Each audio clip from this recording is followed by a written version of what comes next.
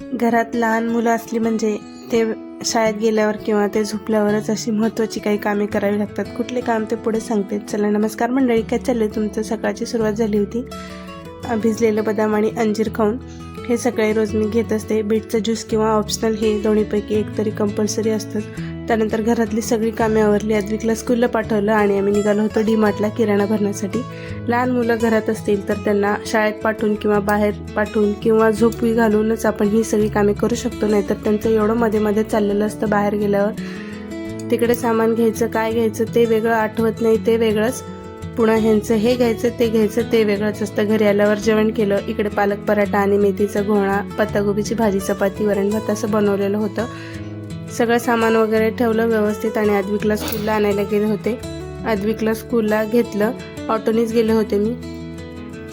त्याला स्कूलवरून आणलं आणि तो थकलेला असतो स्कूलवरून येईपर्यंत, कारण सकाळपासून दुपारपर्यंत लहान मुलं थकतातच. त्याला घरीच राहायला खूप छान वाटतं, पण शाळेत पाठवणं पण तेवढंच गरजेचं आहे. नंतर त्याचा घरी आल्यावर सायंकाळच्या वेळी अभ्यास घेतला. त्याची एवढी नाटकं चालू होती अभ्यास करताना, तो व्यवस्थित करतच नव्हता. कसं तरी गोड गोड बोलून त्याच्याकडून अभ्यास करून घेतला आणि तो छान अभ्यास करत होता. करतो तो छान आणि कधी मध्येच असे काहीतरी नाटकं करतो. आणि रात्रीच्या वेळी आम्ही बाहेरच जेवायला गेलो होतो, कारण आमची दोघांची पण तब्येत ठीक नव्हती म्हणून बाहेर गेलो. छान, एवढी जास्त थंडी पण नव्हती.